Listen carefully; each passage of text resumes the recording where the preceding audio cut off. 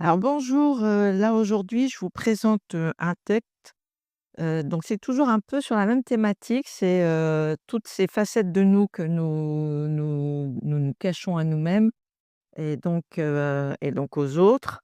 Et donc c'est un texte que j'avais écrit donc, en 2017.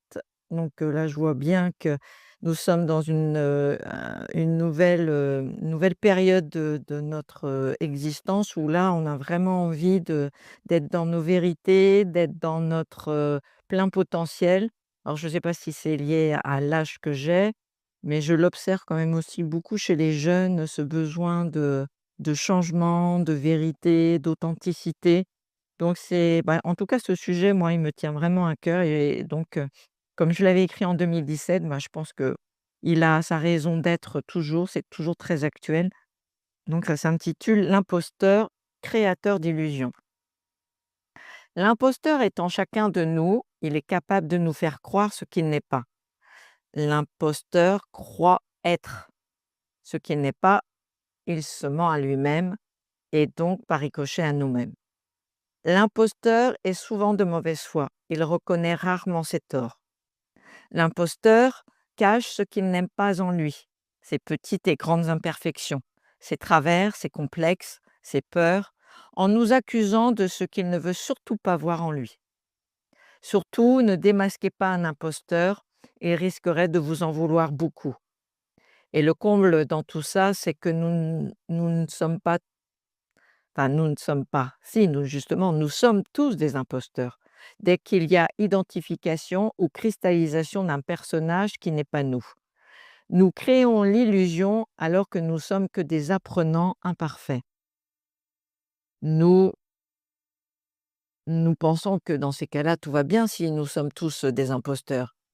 Eh bien, écoutez, je pense qu'il serait grand temps là aujourd'hui juste d'accepter l'idée que nous sommes des apprenants imparfaits et très tolérants, puisqu'on est tous des apprenants pas finis. Arrêtons de nous faire croire qu'il y a des êtres inférieurs ou supérieurs aux autres, puisque nous sommes que des humains pas finis et en fait rien de plus. Alors pourquoi avons-nous tant besoin de tromper, son monde? Parce que l'on ne sait plus s'amuser comme des enfants. On se limite à jouer un rôle sérieux au lieu de juste s'amuser à faire semblant d'être un personnage illusoire. Mais l'imposteur est tellement sérieux, il s'y croit. Alors observons les enfants. Vous voyez bien que eux, ils aiment jouer à la guéguerre mais eux, ils font pas la guerre. Par contre, les imposteurs, eux, ils s'y croient tellement qu'ils font la guerre pour de vrai. Les enfants aiment jouer aux super-héros. Eh bien, les imposteurs, ils s'y croient tellement qu'ils sont sûrs d'être des super-héros et d'être des sauveurs. Les enfants jouent à faire semblant.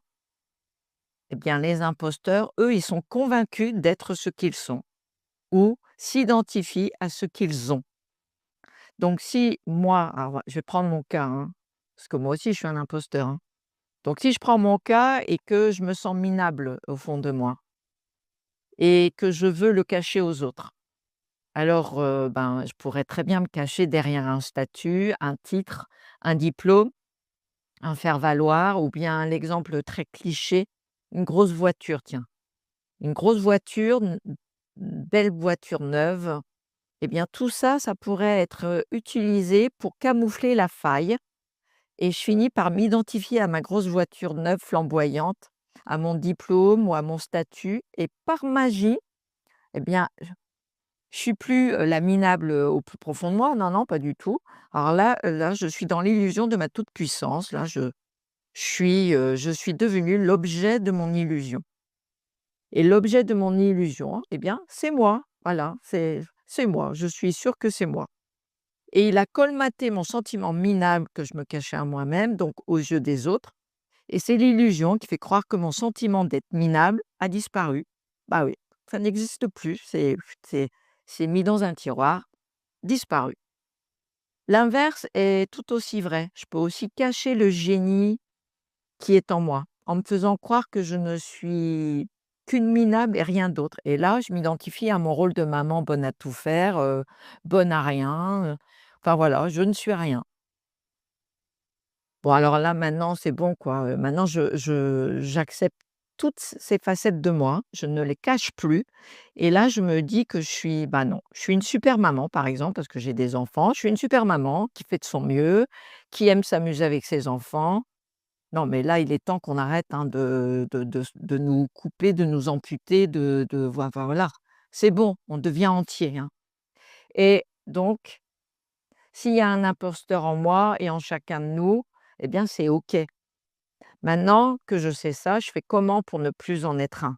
Parce que, bah, maintenant ça y est, c'est bon comme je ne cache plus rien de moi, je suis plus un imposteur, je suis moi. Alors je commence peut-être par lâcher mes masques et cesser de croire que la partie visible que je montre est ma réalité.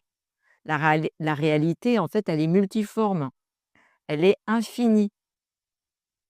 Alors nous sommes un tout à la fois, minable et génial et c'est OK avec ça.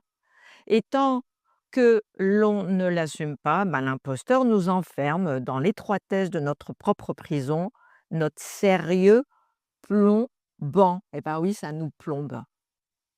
Donc je regarde à travers la fenêtre de mon bureau et je vois ma petite tutute. Bah oui, parce que j'ai une toute petite voiture, toute cabossée, bleue.